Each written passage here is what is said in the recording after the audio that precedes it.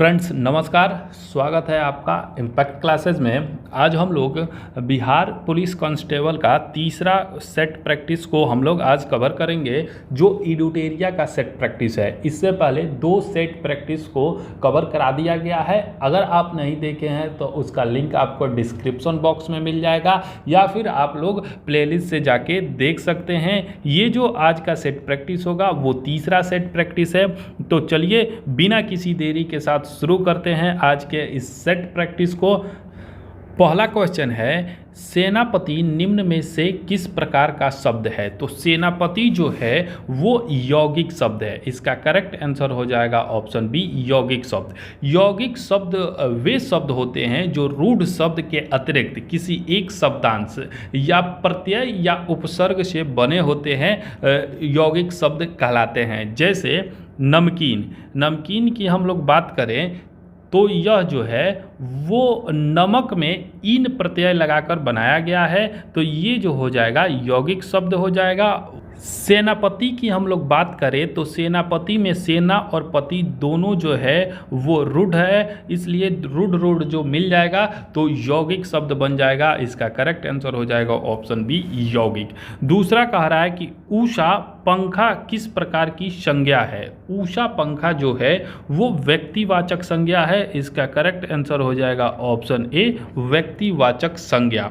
व्यक्तिवाचक संज्ञा उसे कहते हैं जो किसी भी विशेष व्यक्ति, वस्तु या स्थान के नाम का बोध कराता है, उसे व्यक्तिवाचक संज्ञा कहते हैं। एग्जाम्पल के तौर पे हम समझ सकते हैं, जैसे किसी का नाम हो गया राम, मोहन, राधा, ये सब जो हो गया वो व्यक्तिवाचक संज्ञा हो गया। चलिए नेक्स्ट क्वेश्चन देखते हैं। तीसरा क्वेश्चन है कि निरोग शब्द में उपसर्ग कौन सा है? तो निरोग में जो उपसर्ग है, सबसे पहले तो उपसर्ग की हम लोग बात करें तो उपसर्ग जो है वो किसी शब्दांश के पहले जुड़ता है, उसे उपसर्ग कहते हैं। तो निरोग में जो उपसर्ग है वो नी उपसर्ग है। इसका करेक्ट आंसर हो जाएगा ऑप्शन डी, नी उपसर्ग है।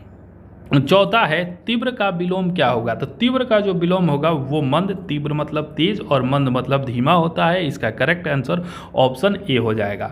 नेक्स्ट आगे देखते हैं। पांचवा क्वेश्चन जो है, अमृत का पर्यायवाची शब्द नहीं है, पूछ रहा है कि निम्न में से कौन जो है वो अमृत का पर्यायवाची शब्द नहीं है? तो सोम जो है वो अमृत का पर्यायवाची है, सुधा अमृत का पर्यायवाची है, पीयूष भी अमृत का पर्यायवाची है, जबकि मीठा जो है वो अमृत का पर्यायवाची नहीं है। इसका करेक्ट आंसर हो जाएगा ऑप्शन डी। नेक्स्ट क्वेश्चन है छठवां, निम्नलिखित विकल्पों में से शुद्ध रूप का चयन कीजिए। तो आइए इसको देखते हैं। ए कह रहा है कि दर्पण, तो ये गलत है। बी कह रहा है कि तो ये दर्पण हो गया है, तो ये भी गलत है। दर्पण ऐसे भी नहीं लिखा जाता है। इसका जो करेक्ट हो जाएगा ऑप्शन डी, दर्पण इसका करेक्ट हो जाएगा। अगला क्वेश्चन है सातवां, राम पेड़ से गिर गया, रेखांकित शब्दों के कारक भेद के उचित विकल्प को चुनिए। तो राम पेड़ से गिर गया, इसका जो करेक्ट आंसर हो जाएगा ऑप्शन डी, अपादान कारक इसमें हो जाएगा। अपादान कारक चिन्ह विभक्ति में से होता है, से इसकी विभक्ति चिन्ह होती है, इसको ध्यान रखिएगा। और इससे अलगाव या दूरी का बोध होता है। राम पेड़ से गिर गया, इसका अर्थ है वो पेड़ से दूर हो गया, इसलिए इसका जो करेक्ट आंसर हो जाएगा ऑप्शन डी हो जाएगा। आठवां क्वेश्चन है, इनमें से कौन युग्म गलत है? गलत युग्म पूछ रहा है, तो आइए इसको देखते हैं। ये कह रहा है कि गाड़ी, गाड़ियाँ, तो गाड़ी एक वचन है, गाड़ियाँ बहुवचन है, ये सही है। बी कह रहा है घोड़ा, घोड़े, ये भी सही है। सी कह रहा है कि बहन, बहने, तो बहन, बहने जो है वो गलत है। यहाँ बहन, बहने के ऊपर एक बिंदु होगा, इसलिए ये जो युग्म है वो गलत है। चौथा कह रहा है कि वस्तु, वस्तुएं, ये सही है। तो इसका करेक्ट आंसर हो जाएगा ऑप्शन सी, इसका सही हो जाएगा। चलिए नेक्स्ट क्वेश्चन देखते हैं। नौवां, स्वर संधि कितने प्रकार के होते हैं? तो स्वर संधि जो होते हैं वो 5 प्रकार के होते हैं। ध्यान रखिएगा, 5 प्रकार के स्वर संधि होते हैं। स्वर संधि किसे कहते हैं इसको थोड़ा सा हम लोग देख लेते हैं कि दो स्वरों के मेल से होने वाले विकार को स्वर संधि कहते हैं। यह 5 प्रकार के होते हैं: दीर्घ संधि, गुण स्वर संधि, वृद्धि स्वर संधि, यण स्वर संधि और अयादि स्वर संधि। ये 5 प्रकार के होते हैं। इसका करेक्ट आंसर ऑप्शन डी हो जाएगा। अगला क्वेश्चन देखते हैं 10वां, जो दूसरों का उपकार माने, दूसरों को उपकार मानने वाला कृतज्ञ होता है। इसका करेक्ट आंसर ऑप्शन ए हो जाएगा, ऑप्शन ए कृतज्ञ होगा। नेक्स्ट क्वेश्चन देखते हैं 11 नंबर। 11 नंबर कह रहा है कि which one of the following is the correct sentence. नीचे दिए गए सेंटेंस में से पूछ रहा है कौन सा करेक्ट सेंटेंस है, तो इसका जो करेक्ट आंसर हो जाएगा option B, he does not know how to write. इसका करेक्ट आंसर हो जाएगा ऑप्शन बी। अगला क्वेश्चन है 12 number, the book merchant of Venice was written by. Merchant of Venice के लेखक पूछ रहा है, तो मर्चेंट ऑफ वेनिस के जो लेखक हैं वो विलियम शेक्सपियर है। इसका करेक्ट आंसर ऑप्शन ए हो जाएगा, विलियम शेक्सपियर। नेक्स्ट क्वेश्चन है 13, कह रहा है कि Macbeth was a character in. पूछ रहा है कि मैकबेथ जो कैरेक्टर है वो किससे संबंधित है, तो वो शेक्सपियर के ड्रामा से संबंधित है। इसका करेक्ट आंसर हो जाएगा ऑप्शन ए, शेक्सपियर्स ड्रामा इसका करेक्ट आंसर हो जाएगा। 14 नंबर क्वेश्चन है कि व्हाट डज इजी इंडिकेटेड। तो इजी का जो अर्थ होता है फॉर एग्जाम्पल, इसका करेक्ट आंसर हो जाएगा option B, for example easy का अर्थ होता है। नेक्स्ट क्वेश्चन देखते हैं 15, ODE इज क्या है, तो इसका जो करेक्ट आंसर हो जाएगा ऑप्शन ए, और लिरिक पोएम इसका करेक्ट आंसर हो जाएगा। ODE जो होता है वो छोटा गीत या गाना को ODE कहा जाता है, इसलिए इसका करेक्ट आंसर हो जाएगा और लिरिक पोएम इसका सही जवाब हो जाएगा। अगला क्वेश्चन है 16 number, the antonyms are the words of. The antonyms are the word of. पूछ रहा है कि एंटोनेम्स वर्ड के क्या होते हैं, तो एंटोनेम जो होते हैं वर्ड के ऑपोजिट मीनिंग होते हैं, विपरीतार्थक होते हैं। इसका करेक्ट आंसर ऑप्शन बी हो जाएगा। अगला क्वेश्चन है 17, the verb form of food is. Verb form of food is, food का वर्ब फॉर्म पूछ रहा है, तो फूड का फीड हो जाता है। इसका correct answer option C, feed हो जाएगा। नेक्स्ट क्वेश्चन है 18, the adjective form of fault is. Fault का जो एडजेक्टिव हो जाता है वो हो जाता है फॉल्टी। इसका करेक्ट आंसर ऑप्शन ए हो जाएगा। 90 क्वेश्चन है कि which one is not correct. पूछ रहा है कि कौन सा जो है वो करेक्ट नहीं है, तो आइए इसको देखते हैं। इसका जो ऑप्शन ए कह रहा है कि मैंगोज, तो मैंगोज ये सही है। बी कह रहा है हॉर्सेज, ये भी सही है। सी कह रहा है कि पोटैटोज, तो पोटैटोज भी बिल्कुल सही है। डी कह रहा है कि फोटोज, तो फोटोज गलत है। फोटोज में ईएस नहीं लगता है, ईएस सिर्फ इसमें एस का प्रयोग किया जाता है, तो इसमें ई नहीं लगेगा। इसका करेक्ट आंसर हो जाएगा ऑप्शन डी, फोटोज जो है वो गलत लिखा गया है। नेक्स्ट क्वेश्चन देखते हैं 20, the phrase in a nutshell means क्या होता है। इन अ नटसेल का अर्थ जो होता है वो होता है संक्षेप में। इसका करेक्ट आंसर हो जाएगा ऑप्शन सी, इन शॉर्ट। इसका करेक्ट आंसर इन शॉर्ट हो जाएगा। नेक्स्ट क्वेश्चन देखते हैं 21, निम्नलिखित में से किस वनस्पति जगत के पौधे को शैवाल के नाम से जाना जाता है, तो थैलोफैटा जो होता है, थैलोफैटा वनस्पति जगत के पौधों को शैवाल के रूप में जाना जाता है।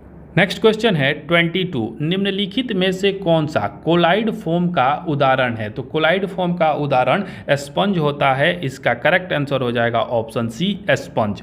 नेक्स्ट क्वेश्चन है 23, निम्नलिखित में से कौन सा रोग मच्छर के काटने से नहीं फैलता है, तो इसका जो करेक्ट आंसर हो जाएगा ऑप्शन ए हो जाएगा। नेक्स्ट क्वेश्चन देखते हैं 24, खनिज पदार्थ स्रोत का निम्नलिखित में से कौन सा युग्म सही है। ये पूछ रहा है कि नीचे दो खनिज पदार्थ दिया गया है, उसमें से कौन सा सही है, तो आइए इसको देखते हैं। विटामिन ए का जो स्रोत होता है पपीता में मिलता है, बिल्कुल सही है। लौ का स्रोत पालक होता है, ये भी सही है। इसलिए इसका जो करेक्ट आंसर हो जाएगा ऑप्शन ए, 1 और 2 दोनों सही हैं। नेक्स्ट क्वेश्चन देखते हैं 25, किसी मोमबत्ती की ज्वाला के पूर्ण दहन के बाह्य क्षेत्र का रंग कैसा होता है, तो बाह्य क्षेत्र का रंग जो होता है वो नीला होता है। इसका करेक्ट आंसर ऑप्शन सी हो जाएगा। मोमबत्ती ज्वाला के पूर्ण दहन के बाह्य क्षेत्र का रंग नीला होता है। नेक्स्ट क्वेश्चन है 26, निम्नलिखित में से कौन सा एक बहिर्जनित बल है? बहिर्जनित बल जो है वो ज्वालामुखी है। इसका करेक्ट आंसर ऑप्शन सी ज्वालामुखी हो जाएगा। अगला क्वेश्चन है 27, निम्नलिखित में से कौन सा पौधे में प्रजनन का अलैंगिक रूप नहीं है? अलैंगिक रूप नहीं पूछ रहा है, तो परागण जो है वो पौधे में प्रजनन का अलैंगिक रूप नहीं है। इसका करेक्ट आंसर हो जाएगा ऑप्शन सी। नेक्स्ट क्वेश्चन देखते हैं 28, चिकनगुनिया किस मच्छर के कारण होने वाला एक संक्रामक रोग है? तो चिकनगुनिया जो होता है वो एडिज मच्छर के कारण होता है। इसका करेक्ट आंसर हो जाएगा ऑप्शन सी एडिज मच्छर। एडिज मच्छर के कारण चिकनगुनिया होता है। अगर क्यूलेक्स मच्छर की हम लोग बात करें तो इससे हाथी पाँव नामक रोग होता है।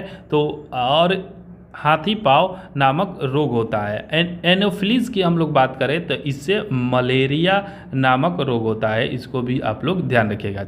अगला प्रश्न है 29, रिसान अपने वाहन में पश्य दृश्य दर्पण का प्रयोग करना चाहता है। इसके लिए उसे किस प्रकार का दर्पण चुनना चाहिए? तो इसका करेक्ट आंसर हो जाएगा ऑप्शन डी उत्तल दर्पण का प्रयोग जो है वो वाहनों में पश्य दृश्य के लिए किया जाता है। ऑप्शन डी इसका सही जवाब हो जाएगा।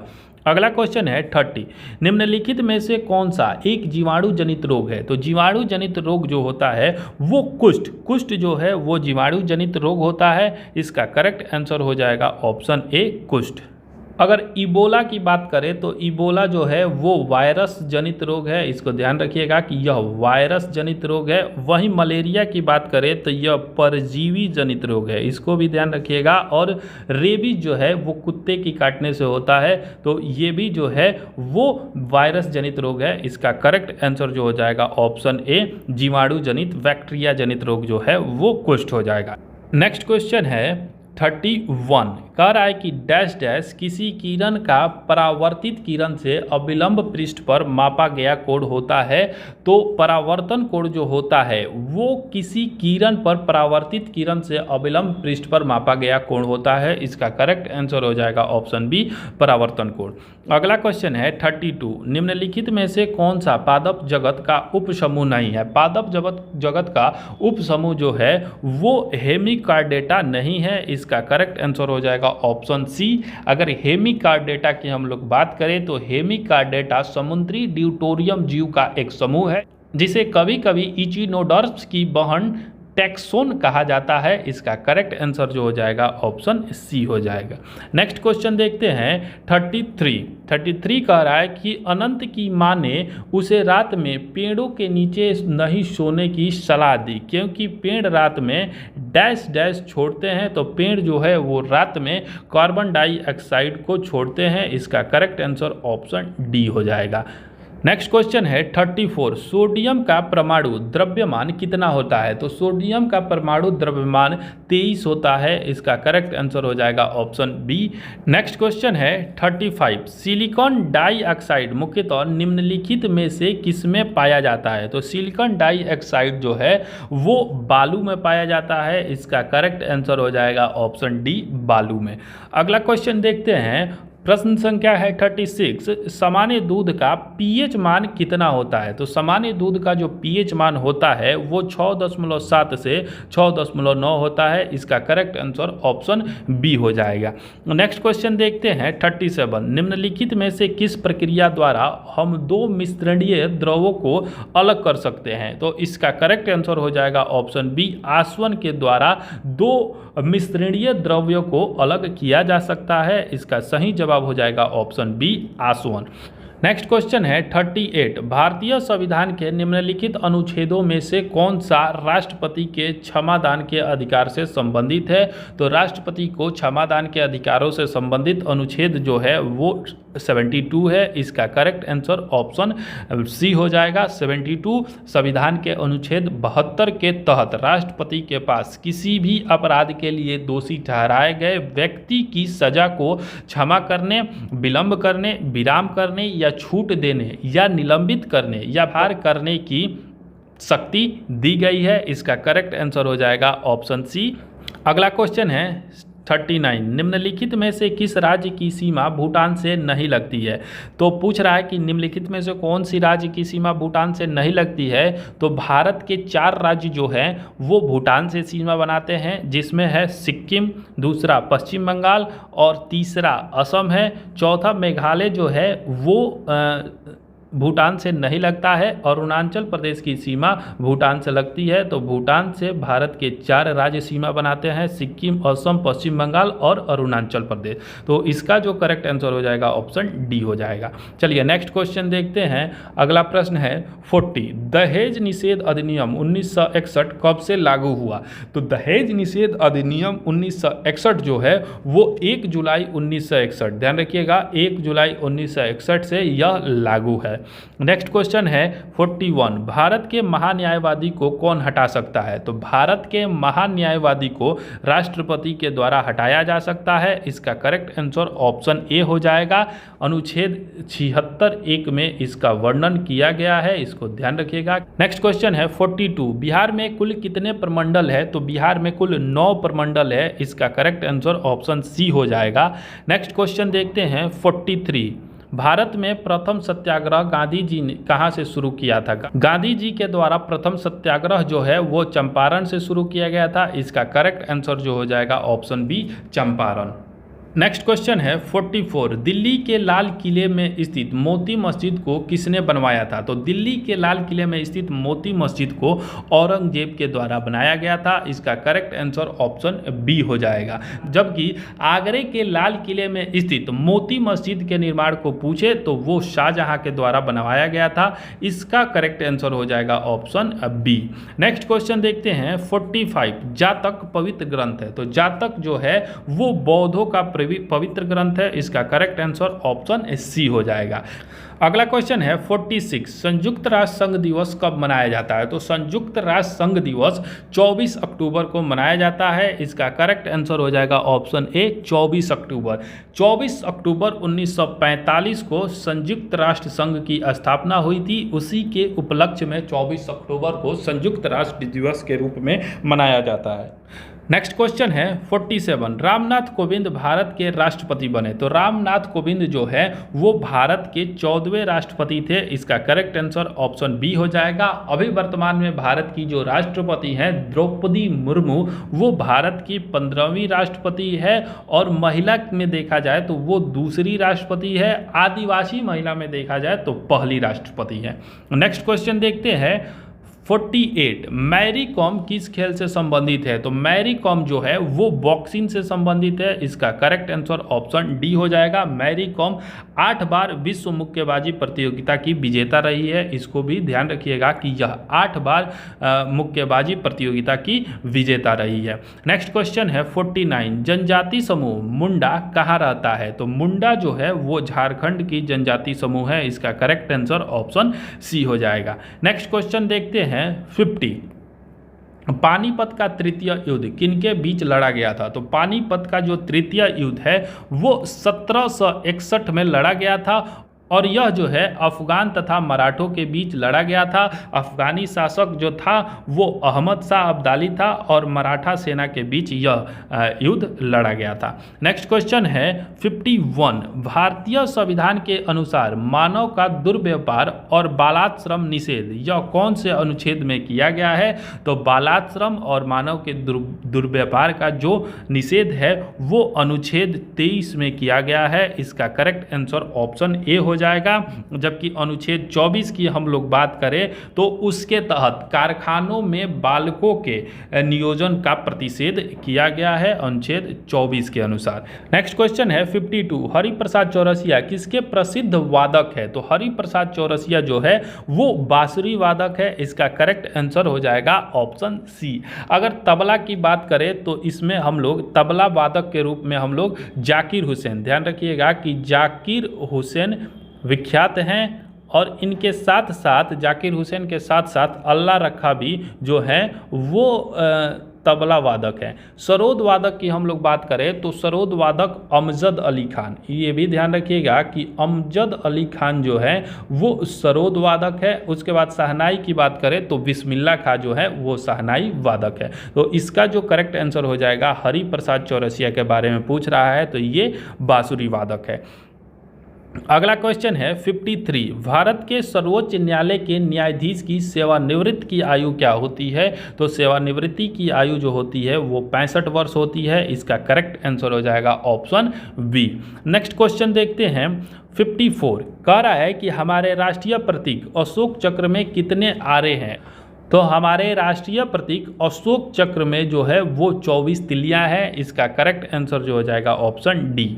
नेक्स्ट क्वेश्चन है 55, हाटक निम्न में से किस महाजनपद की राजधानी थी? तो हाटक जो है वो कंबोज की राजधानी थी। इसका करेक्ट आंसर हो जाएगा ऑप्शन बी, कंबोज।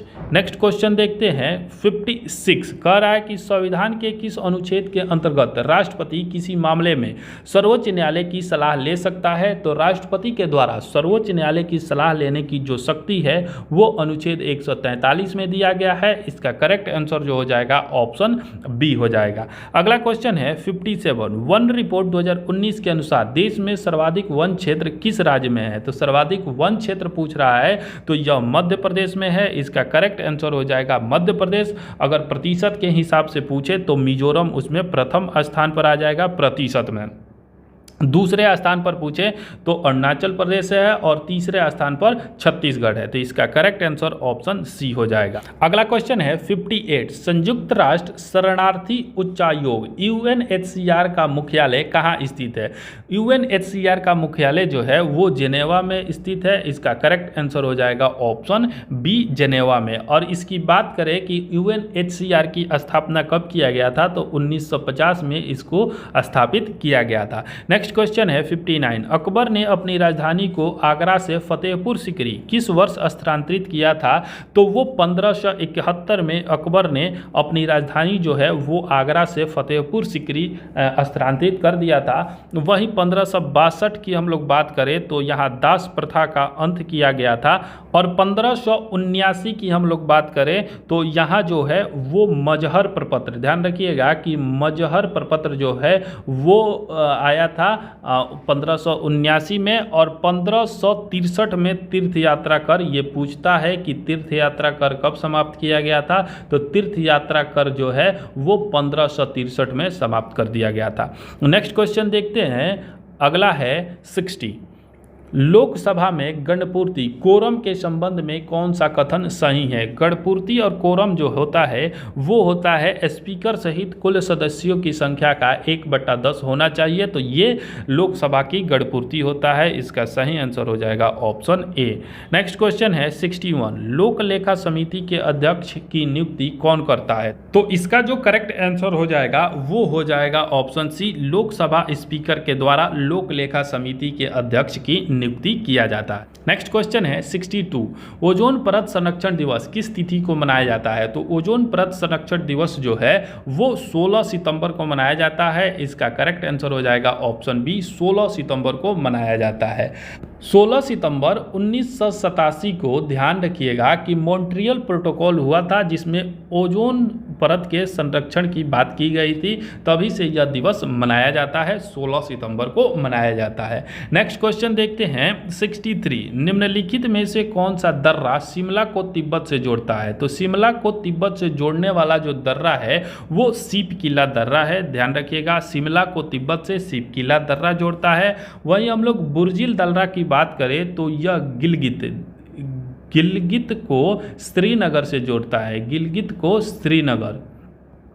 और नाथुला दर्रा की हम लोग बात करें तो यह चीन को भारत से जोड़ता है, चीन को भारत से जोड़ता है। बनिहाल दर्रा जो है वो जम्मू कश्मीर को श्रीनगर से जोड़ता है, श्रीनगर को जम्मू से जोड़ता है। इसको भी आप लोग ध्यान रखिएगा। अगला प्रश्न है 64। संविधान सभा की अंतिम बैठक कब हुई थी? तो संविधान सभा की जो अंतिम बैठक है वो 24 जनवरी 1950 को हुई थी। इसका करेक्ट आंसर हो जाएगा ऑप्शन बी। नेक्स्ट क्वेश्चन है 65। किस वर्ष गोवा भारत का राज्य बन गया? तो भारत का राज्य गोवा जो है वो 1987 में बना था। इसका करेक्ट आंसर हो जाएगा ऑप्शन डी। 1987 में गोवा जो है वो भारत का राज्य बन गया। अगला क्वेश्चन है 66। भारत में पिछड़ा वर्ग को परिभाषित करने सूची बनाने और उसकी समस्या को जानने के लिए एक आयोग बनाने संबंधी प्रावधान भारतीय संविधान के किस अनुच्छेद में है? तो इसका जो करेक्ट आंसर हो जाएगा वो हो जाएगा ऑप्शन सी। 340 अनुच्छेद में इसका प्रावधान किया गया है। इसका सही जवाब हो जाएगा ऑप्शन सी। नेक्स्ट क्वेश्चन देखते हैं 67। सर्वोच्च न्यायालय ने 27% आरक्षण की घोषणा कब वैध माना? तो इसका करेक्ट आंसर हो जाएगा ऑप्शन सी। 1992 को इसने वैध माना था। सर्वोच्च न्यायालय ने 27% आरक्षण की घोषणा वर्ष 1992 में वैध माना था। अगला क्वेश्चन है 68। निम्न में से किसने ब्रिटिश युग की केंद्रीय लेजिस्लेटिव असेंबली तथा स्वतंत्र भारत की संसद में अध्यक्ष का पद संभाला था? तो इसका करेक्ट आंसर जो हो जाएगा वो हो जाएगा ऑप्शन बी। जीबी मावलंकर के द्वारा इसका पद को संभाला गया था। इसका सही जवाब ऑप्शन बी हो जाएगा। नेक्स्ट क्वेश्चन है 69।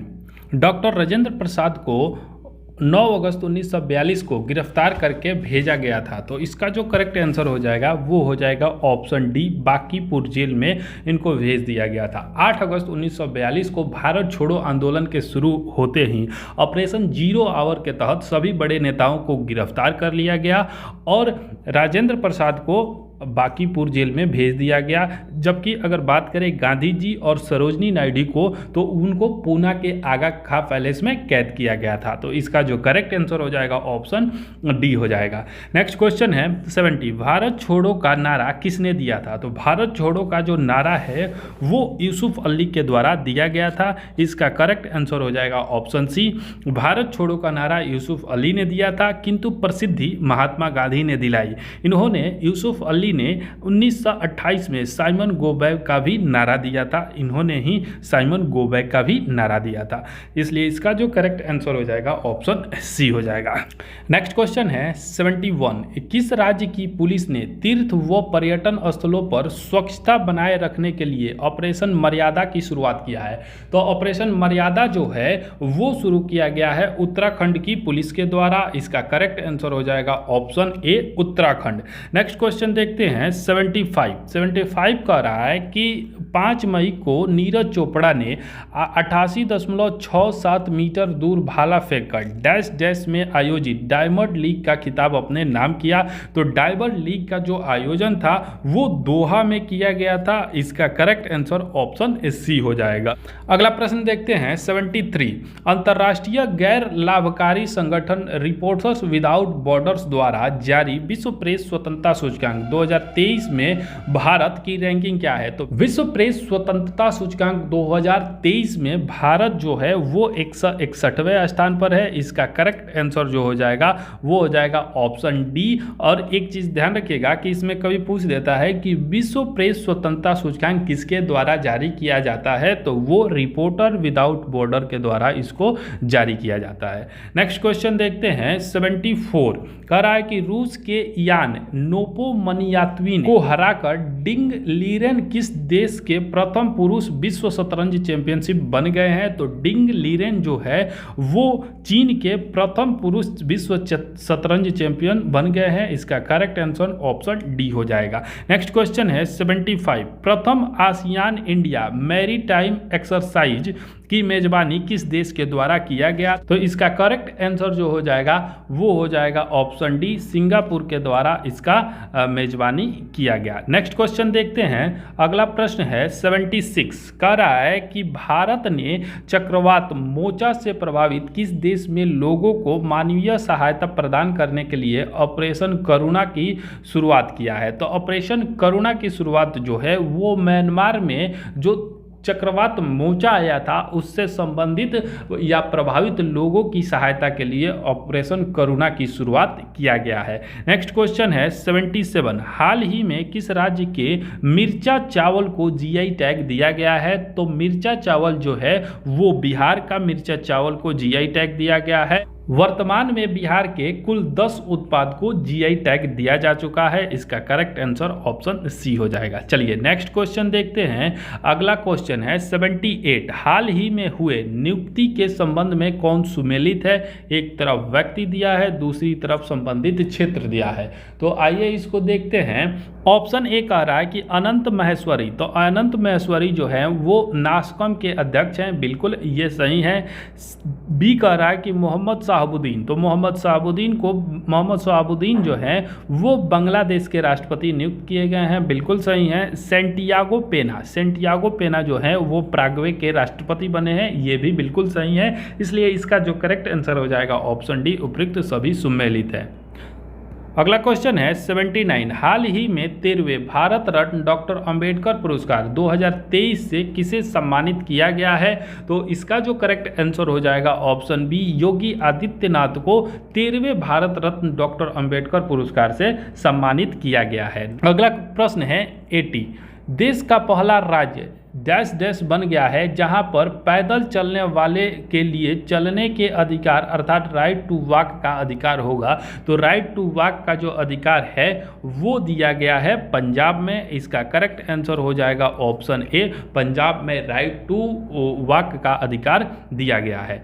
नेक्स्ट क्वेश्चन देखते हैं 81 कह रहा है कि हाल ही में किसने हेवन 1 नामक दुनिया के पहले वाणिज्यिक अंतरिक्ष स्टेशन को अगस्त 2025 तक लॉन्च करने की घोषणा की है? तो यह स्पेसएक्स के द्वारा किया गया है। इसका करेक्ट आंसर ऑप्शन बी हो जाएगा। नेक्स्ट प्रश्न देखते हैं। अगला प्रश्न है 82, हाल ही में प्रमोद भगत ने थाईलैंड पैरा बैडमिंटन अंतर्राष्ट्रीय टूर्नामेंट में कौन सा पदक जीता है? तो प्रमोद भगत ने स्वर्ण पदक जीता है। इसका करेक्ट आंसर हो जाएगा ऑप्शन ए, स्वर्ण पदक। नेक्स्ट क्वेश्चन देखते हैं। अगला जो क्वेश्चन है 83 नंबर कह रहा है कि 3 अलग अलग मोबाइल पर स्टॉप वॉच में अलार्म सेट किया जाता है जो क्रमशः 15, 20 तथा 25 सेकंड में बजती है। यदि 9:25 पर एक साथ बजे तो फिर एक साथ कब बजेगी? तो इसका जो करेक्ट आंसर हो जाएगा वो हो जाएगा ऑप्शन ए, 9:30 बजे इसका करेक्ट आंसर हो जाएगा। नेक्स्ट क्वेश्चन देखते हैं। अगला क्वेश्चन है 84 का जो करेक्ट आंसर हो जाएगा वो हो जाएगा ऑप्शन बी, 4 इसका करेक्ट आंसर हो जाएगा। अगला प्रश्न है 85 कह रहा है कि किसी शहर की जनसंख्या वर्ष में 10% बढ़ती है परंतु प्रव्रजन के कारण वर्ष में 2% घटती है। 2 वर्ष में कितने प्रतिशत की वृद्धि होगी? तो इसका जो करेक्ट आंसर हो जाएगा वो हो जाएगा ऑप्शन सी, 16.20% की वृद्धि होगी। इसका सही जवाब हो जाएगा। अगला प्रश्न देखते हैं। प्रश्न संख्या है 86, किस वर्ग में विद्यार्थियों का प्राप्तांक 55, 63, 45, 23, 51, 65, 81 है? प्राप्तांक की माध्यिका क्या है? माध्यिका निकालना है तो इसका करेक्ट आंसर हो जाएगा ऑप्शन ए, 55 इसकी माध्यिका हो जाएगी। नेक्स्ट क्वेश्चन देखते हैं 87, एक बकरी और एक कुत्ता प्रत्येक को 15,000 रुपये में बेचे गए। बकरी को 20% हानि तथा कुत्ता को 20% लाभ पर बेचा गया। पूरे लेन देन का परिणाम क्या हुआ? तो इसका जो करेक्ट आंसर हो जाएगा वो हो जाएगा ऑप्शन सी, 1250 रुपये की हानि हुई। इसका सही जवाब हो जाएगा। नेक्स्ट क्वेश्चन है 88, प्रेम तथा आशीष एक साथ मिलकर एक काम को 20 दिन में पूरा कर सकते हैं। उन्होंने एक साथ 15 दिनों तक काम किया एवं उसके बाद आशीष ने काम छोड़ दिया। प्रेम ने शेष बचे हुए काम को 15 दिन में पूरा किया। तो आशीष अकेले उस परे काम को कितने दिन में पूरा कर सकता है? तो इसका जो करेक्ट आंसर हो जाएगा वो हो जाएगा ऑप्शन सी, आशीष उस काम को अकेले 30 दिन में पूरा कर सकता है। ऑप्शन सी इसका करेक्ट आंसर हो जाएगा। नेक्स्ट आगे जो क्वेश्चन है वो है 89, चक्रवृद्धि ब्याज पर दिया गया धन 2 वर्ष में 8820 रुपया तथा 3 वर्ष में 9261 रुपया हो जाता है। मूलधन क्या है? तो इसका जो करेक्ट आंसर हो जाएगा मूलधन जो है वो 8,000 रुपया है। इसका करेक्ट आंसर ऑप्शन ए हो जाएगा। नेक्स्ट क्वेश्चन देखते हैं 90, 15 साल बाद गोलू की आयु 15 साल पहले के गोलू की उम्र से 2 गुनी है। यदि आलोक गोलू से 30 साल छोटा है तो आलोक की वर्तमान आयु क्या होगी? तो इसका जो करेक्ट आंसर हो जाएगा वो हो जाएगा ऑप्शन ए, 15 साल आलोक की आयु होगी। इसका सही जवाब ऑप्शन ए हो जाएगा। नेक्स्ट क्वेश्चन है 91, यदि एक समबाहुभुज के आंतरिक कोण का मान 120 डिग्री है तब इसकी कितनी भुजाएं होंगी? तो इसका जो करेक्ट आंसर हो जाएगा ऑप्शन ए, इसका करेक्ट आंसर हो जाएगा 6। नेक्स्ट क्वेश्चन है 92, यदि a plus b plus c 0 हो तो a cube b cube plus c cube किसके बराबर होगा? तो a cube b cube c cube बराबर होता है 3abc। इसका करेक्ट आंसर हो जाएगा ऑप्शन सी। नेक्स्ट क्वेश्चन देखते हैं 93, उन 2 क्रमागत संख्याओं का गुणनफल ज्ञात कीजिए जिनमें से पहली संख्या का 4 गुना दूसरी संख्या के 3 गुने से 10 अधिक है। तो इसका जो करेक्ट आंसर हो जाएगा ऑप्शन बी और 182 इसका करेक्ट आंसर हो जाएगा। अगला क्वेश्चन देखते हैं 94, यदि 6 मीटर ऊंचाई एक खंबा जमीन पर 2√3 मीटर लंबी छाया बनाता है तो उस समय सूर्य का उन्नयन कोण क्या होगा? तो इसका जो करेक्ट आंसर हो जाएगा सूर्य का उन्नयन कोण जो होगा वो 60 डिग्री होगा। इसका सही जवाब हो जाएगा ऑप्शन सी। अगला क्वेश्चन है 95, दिए गए विकल्पों में से सही विकल्प का चयन कीजिए। तो आइए इसको देखते हैं। 100 दिया है और 169 दिया है, तो 100 जो है वो 10 का वर्ग है, 169 13 का वर्ग है। तो ये 16 दिया है, 4 का वर्ग हो जाएगा 16, तो इसके 3 बढ़ा देंगे तो ये 7 का वर्ग 49 हो जाएगा। इसका करेक्ट आंसर ऑप्शन डी हो जाएगा। नेक्स्ट क्वेश्चन है 96, यदि किसी सांकेतिक भाषा में क्राइम को DQJLF लिखा जाता है उसी भाषा में बोर्ड को क्या लिखा जाएगा? तो इसको आइए देखते हैं। इसको क्या करेंगे कि C में 1 जोड़ देंगे तो ये हो जाएगा D, R में से 1 माइनस करेंगे Q हो जाएगा, I में से 1 प्लस करेंगे J हो जाएगा, M में से 1 माइनस करेंगे L हो जाएगा और E में 1 प्लस कर देंगे तो F हो जाएगा। इसी प्रकार हम जब B में 1 ऐड करेंगे तो B में 1 ऐड करेंगे C हो जाएगा। O में से जब हम लोग 1 माइनस करेंगे तो वो N हो जाएगा। A में से जब हम लोग 1 ऐड करेंगे तो वो B हो जाएगा। ऐसे ही R का जो हो जाएगा वो Q हो जाएगा और D का जो हो जाएगा E हो जाएगा। इसका करेक्ट आंसर जो हो जाएगा वो ऑप्शन सी इसका करेक्ट आंसर हो जाएगा। नेक्स्ट क्वेश्चन है 97 को आइए सॉल्व करते हैं। 10 गुने 7 करेंगे तो ये 70 हो जाएगा, -6 × 4 करेंगे तो ये 24 हो जाएगा। इसका जो डिफरेंस होगा वो 46 होगा, 46/2 करेंगे तो ये 23 होगा और 23 जो है वो W को रिप्रेजेंट करता है। वैसे ही यहाँ 14 गुने 5 करेंगे तो ये हो जाएगा 70 और 8 गुने 3 करेंगे तो ये जो हो जाएगा 24। इन दोनों का जो डिफरेंस हो जाएगा वो 46 हो जाएगा, बाई 2 कर देंगे तो 23 आ जाएगा और 23 जो है वो W को रिप्रेजेंट करता है। सेम वैसे ही इसको करेंगे। इसका जो 6 × 8 करेंगे तो ये हो जाएगा 48, -6 दूना 12, ये 48 - 12 करेंगे तो ये 36 हो जाएगा। 36/2 करेंगे तो 18 हो जाएगा और 18 जो है वो किसको रिप्रेजेंट करता है? तो वो R को रिप्रेजेंट करता है। इसलिए इसका करेक्ट आंसर ऑप्शन सी हो जाएगा। नेक्स्ट क्वेश्चन देखते हैं 98, नीचे दिए गए शब्दों के विकल्पों में से कौन सा विकल्प शब्दकोश के अनुसार है? तो आइए इसको देखते हैं। ऑप्शन 1 कह रहा है शब्दकोश के अनुसार जो आएगा वो हो जाएगा ऑप्शन ए, 1 3 2 4 इसका सही जवाब हो जाएगा। अगला क्वेश्चन है 99, किसी कूट भाषा में ROB को 21 51 8 लिखा जाता है, पोयम को 13 51 51 6 लिखा जाता है, तो MAID को क्या लिखा जाएगा? आइए इसको हम लोग सॉल्व करते हैं।